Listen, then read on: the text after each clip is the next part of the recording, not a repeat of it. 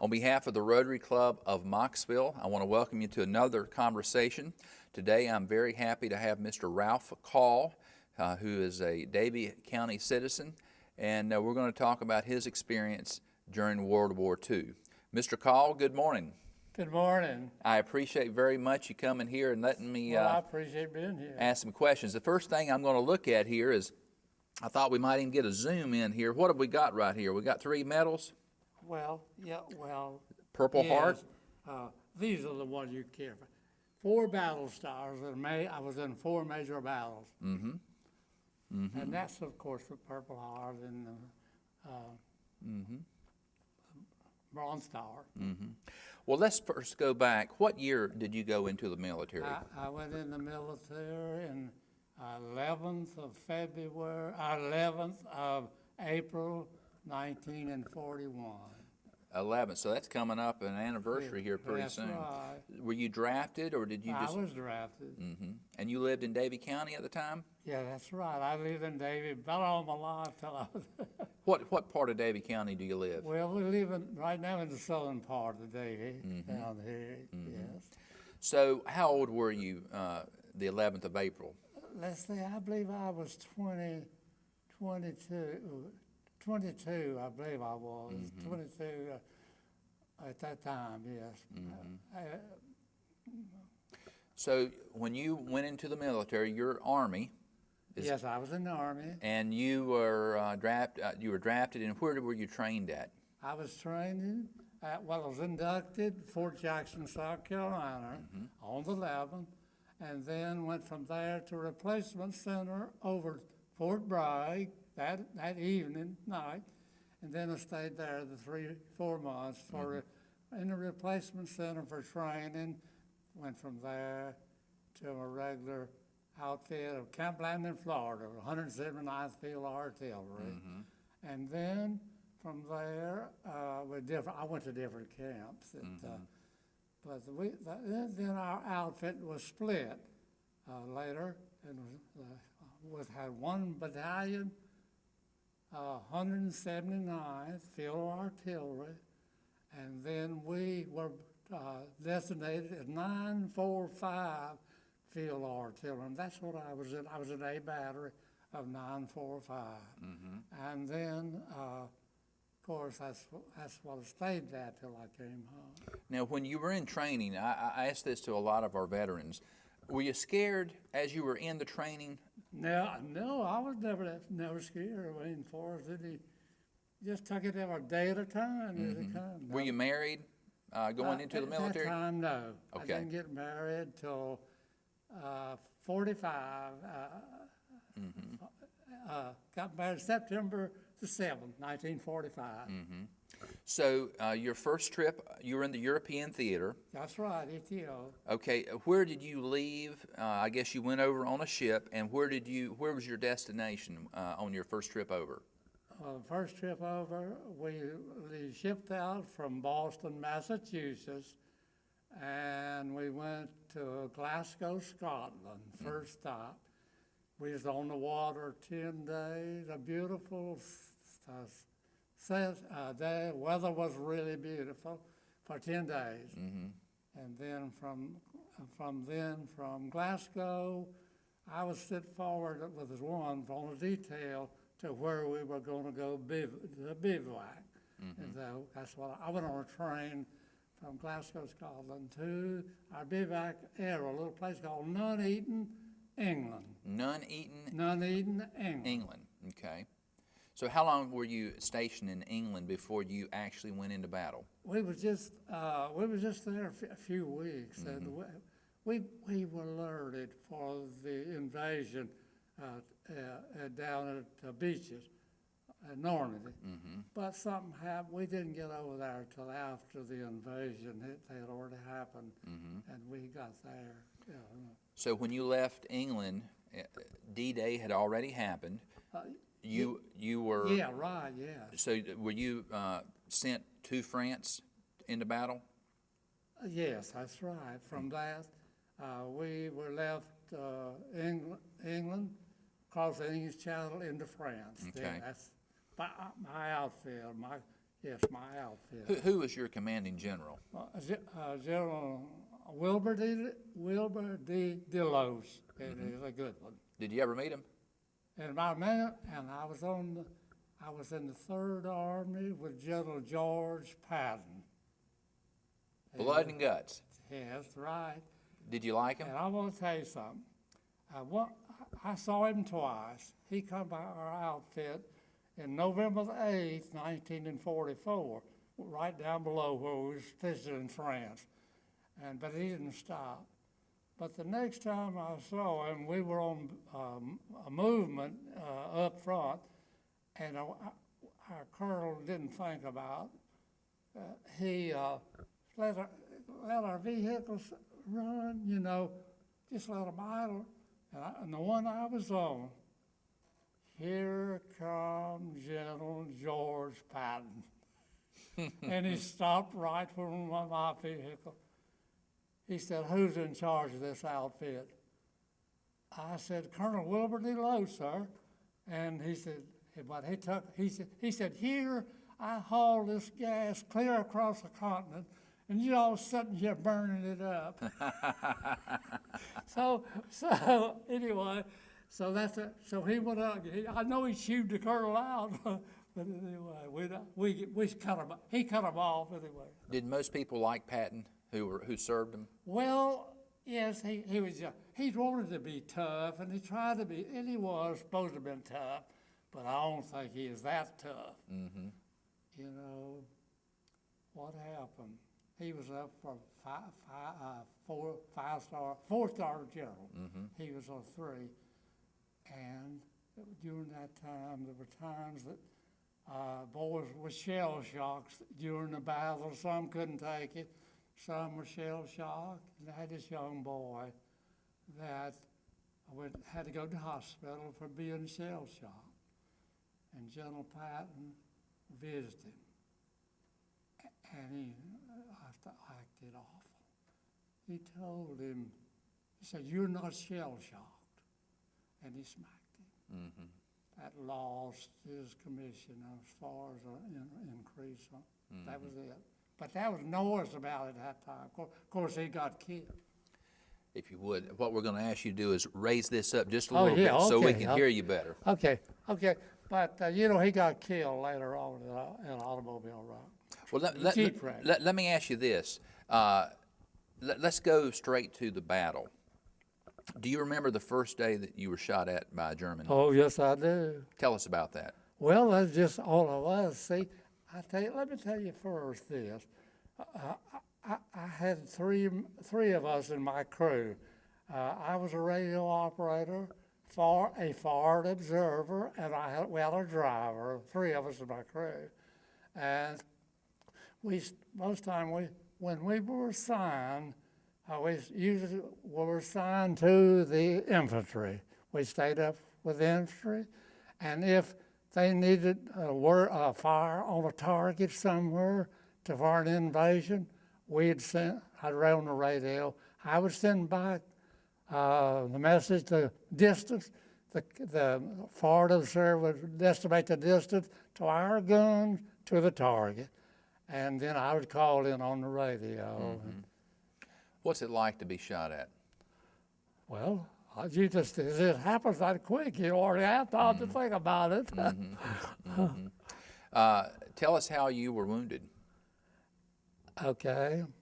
Now it's going to take a little bit. Well, let's hear it. That's what we're here for. We were sitting on the border of the German and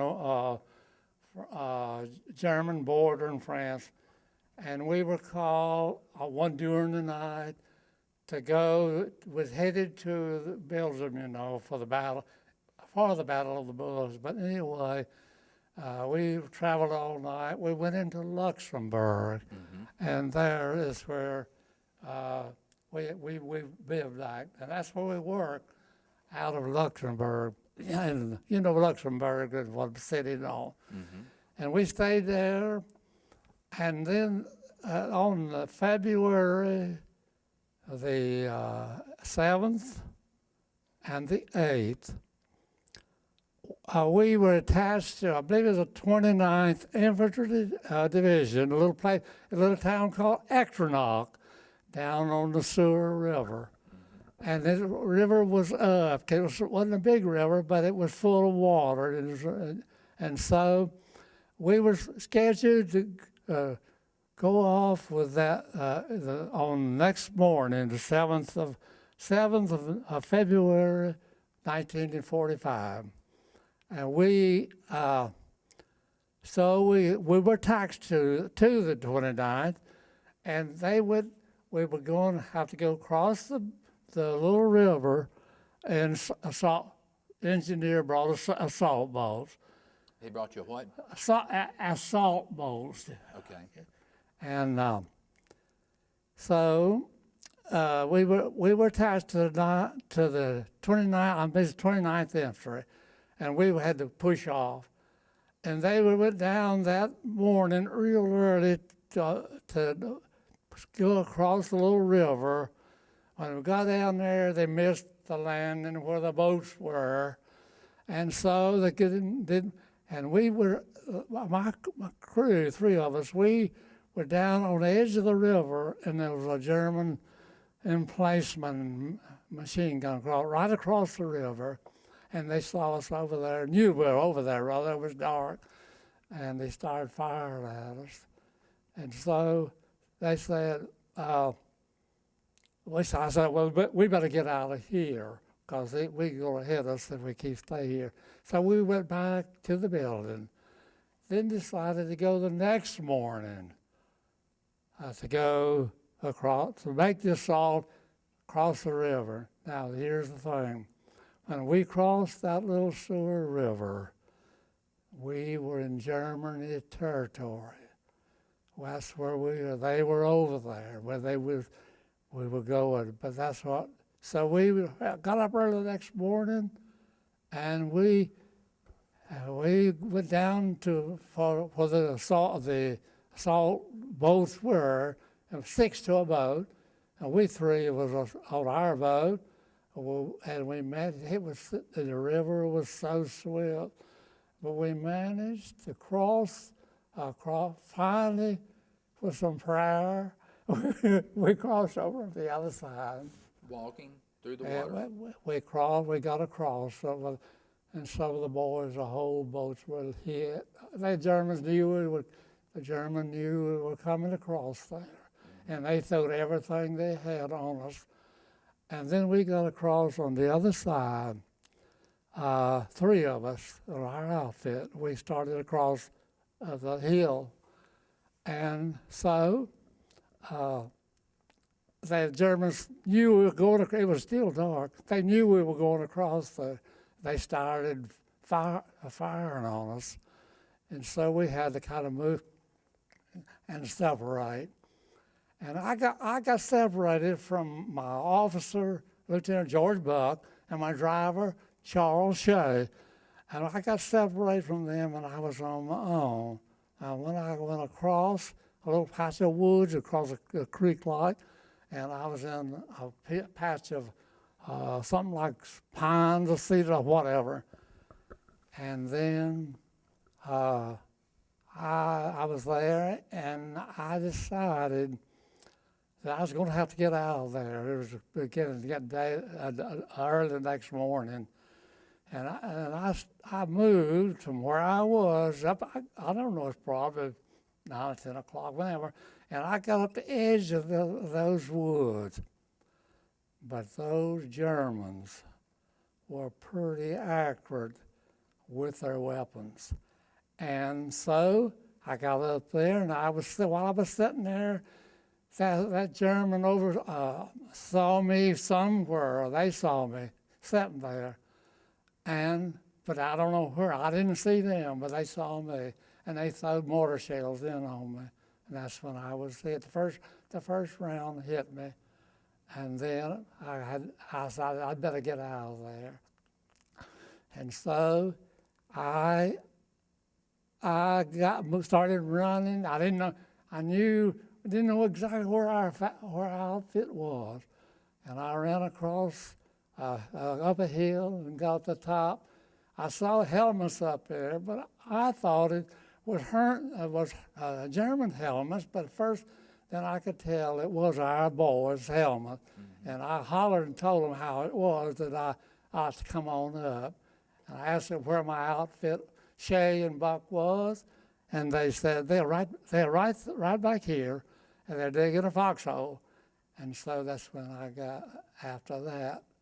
Later, and when I went back to the outfit, of course, I got infected from that shrapnel wound in my hip. Where was the shrapnel wound at? It was in my hip. It's still there. Is it? Yeah. They said about taking it out, but the surgeon told me, said, no, I wouldn't touch that for nothing. It's embedded, so I'm just going to leave it. So it's there. So it's a constant reminder Yes. of that day in February. Yeah, I feel it. Rheumatism, yeah. Were you bleeding real bad? Pardon? Were you bleeding real bad? Well, not too bad. It was so deep in there, and my surgeon at the outfit wanted to send me back to the hospital. He said, it's got infected. You need to go back to the hospital. And I said, well, if it so be that I don't have to go to the hospital, I've been with this outfit ever since I've been over here, and I don't want to go if it's so I can keep from it. He said, next morning, the surgeon said, he checked it. He said, well, it looks a little better. He said, so you don't want to go to the hospital? But Colonel Deloge had sent me word, said, you tell Carl if he'll go back to the hospital, I'll see that he comes back to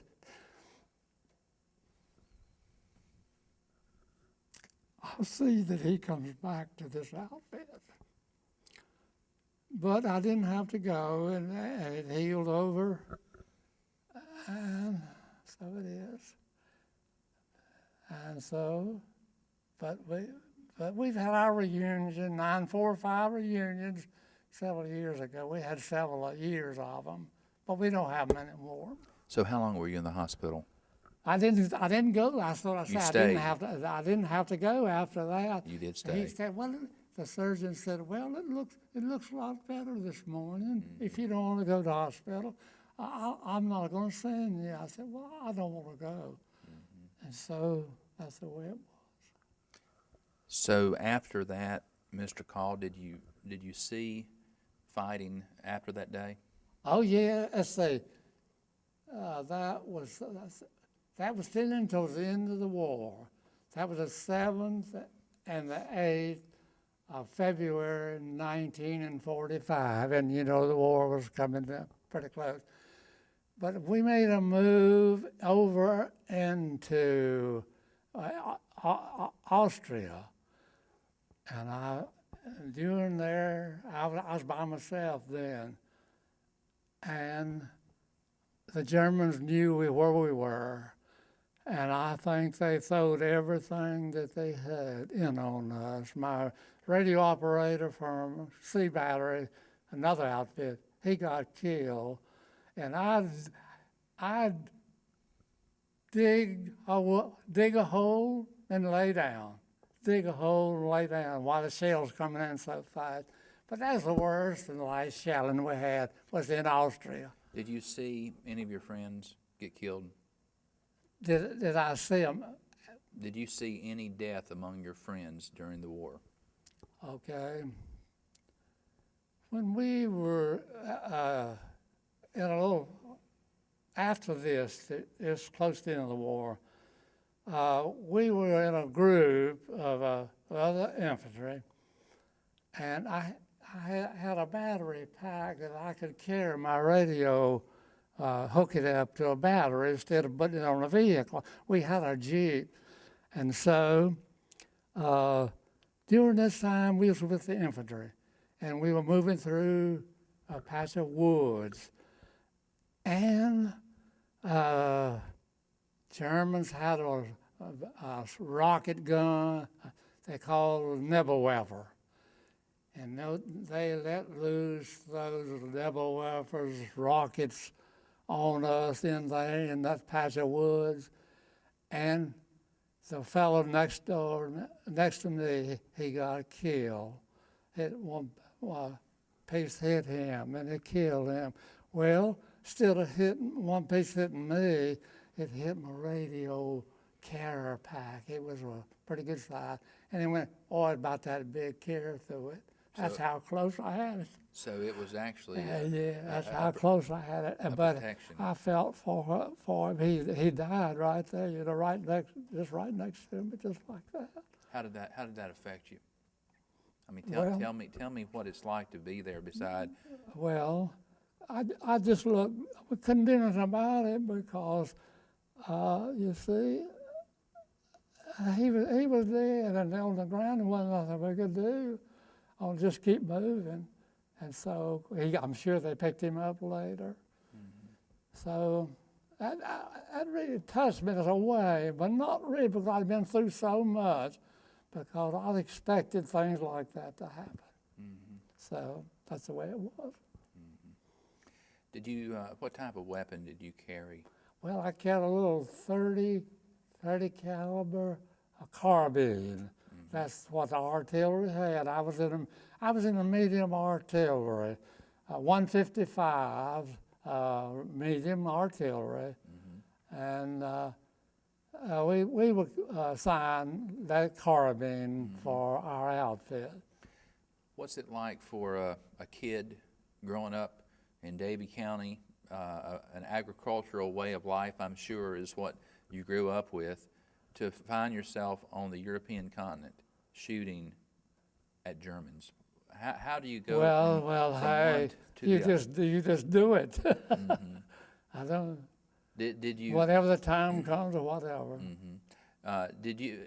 I'm assuming that during the war, most of the veterans have told me that there was a hatred for the enemy, whether it be Japanese or the Germans. Well, I guess, yes, we were trained to hate, wherever we went, because it was Germany. Mm-hmm. But how it's hard to hate people like that. But anyway, that's the way it was. Because they is either us or them. Mm-hmm. That's the way it was. So. Where were you the day that the war ended?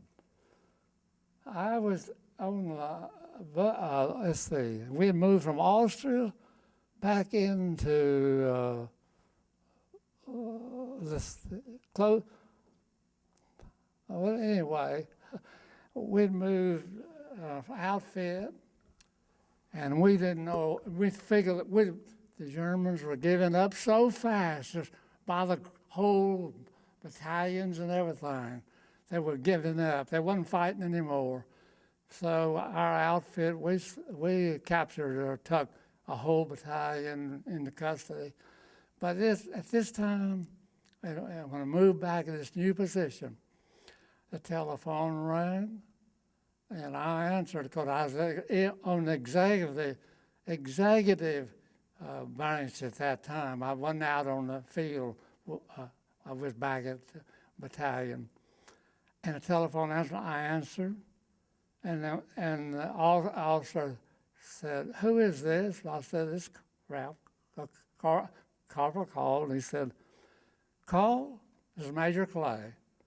He said, "As of to tell Lieutenant, where's my Lieutenant McCaler?" I said, "He's right back here." And he said, "Well, you tell him, as of tomorrow at 2:00, the war will be over." And I hollered, told Lieutenant, he was an old, tall Texan, and a good old fella. He was executive of the guns and all. And he was back there, and I hollered and told him, I said, "Lieutenant, Mr. Clay wants to talk to you." And I said, he said, "As of tomorrow, 2:00, the war's going to be over." And he said, "Oh, let me call him." He said he called him. And sure enough, that's when the war was over, that next day at 2:00. It sure was. That's the way it was. And I got out on a point system because I had a lot of boys built up medals and longevity, married, a little kid, and so that's the way that was. I'm sure there was celebration. Yeah, well, yeah, I'm sure there was too. Yeah, but I got to come home. I had got to leave the outfit on July the 4th, 1945. That's the. They put us on these old old German cattle cars, took us down to Marseille, France, and there we were given our money, and I exchanged our money and all that, whatever, and then they took us out to the 8th Air Force. It was there out of Marseille. They were bivouacs there, and where they were going to fly us, I was going to fly home. And That was unusual. was it a packed plane? And so we boarded B-17 planes down at Marseille Flats, flew us to Casablanca, Azores Island, then to Miami. And I bet it was wonderful to hear somebody speaking the Southern English. I still have wool on.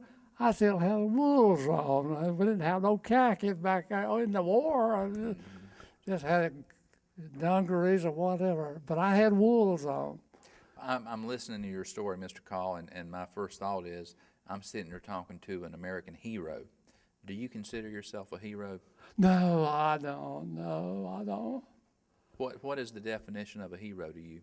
Well, a hero is the one that does over and above the call of duty to his comrades, to his fellow man, and he is a hero. Whatever that need is, he does it. Well, I'll say it again. I feel like I'm sitting here talking to an American hero. Well, I appreciate that. Because what I'm hearing. I didn't know it was going to be this long, but that's okay. Well, that's okay. That's the purpose of this is so that people can hear your story here in Davie County, and future generations can listen to the story that you have. I'm assuming you kept up with all of your friends. Yeah. Well, we had a reunion though of our outfit. Yes, we had them, but it kept dwindling away. They quit coming. So finally, we had to quit having. I asked this question. You were in the European theater. You knew about the atomic bomb. Oh yes. Do you think it was the right thing to do? It was the only thing to do at that time. It was very needful, and so that's one way we got to stop the war. If we hadn't dropped it, no telling how long that war would have lasted, how many people were killed, and so we did the right thing in dropping it. And one of the boys here in Davie County, you know about that, Sure, okay? Yeah. Tom Fardy, That's right. Well, we're going to end our conversation, and I'm going to ask you a question, and I want you to face the camera whenever you answer this. Again, the purpose of this is so that 25 years from now, your relatives, people that know your family here in the county, can come to the library and can listen to your story and basically keep the story alive so that it's not kept with you, but it's shared with so many.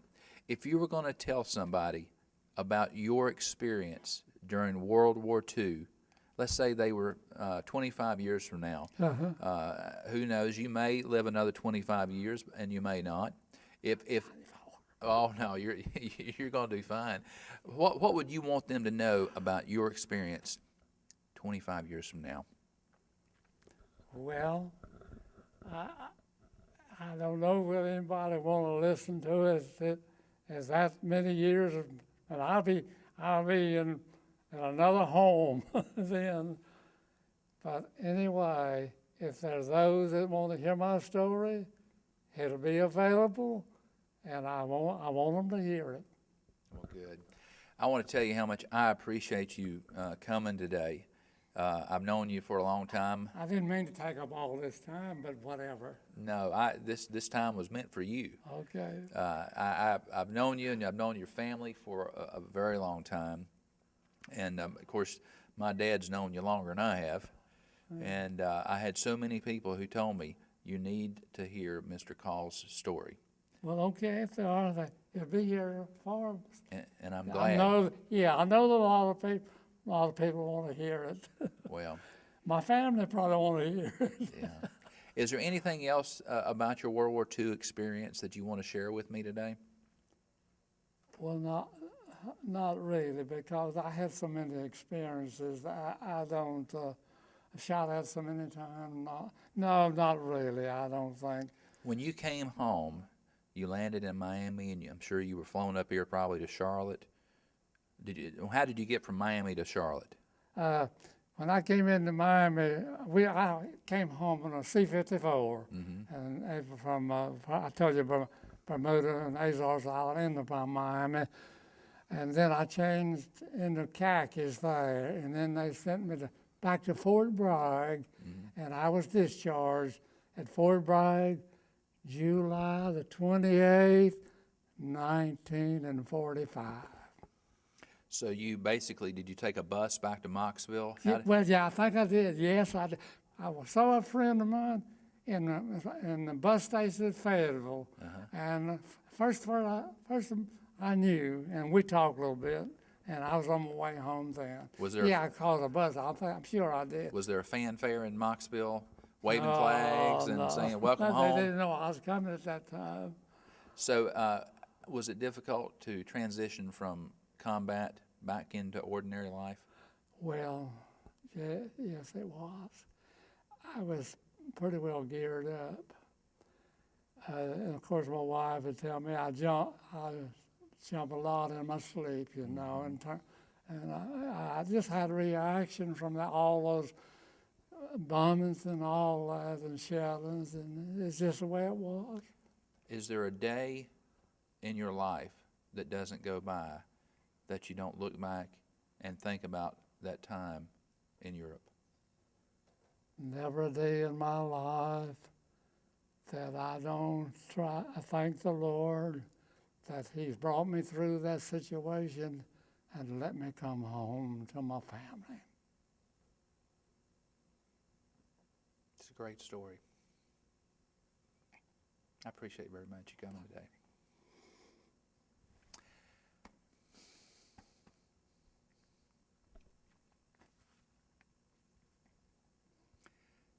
On behalf of the Rotary Club, thanks for listening, and God bless America.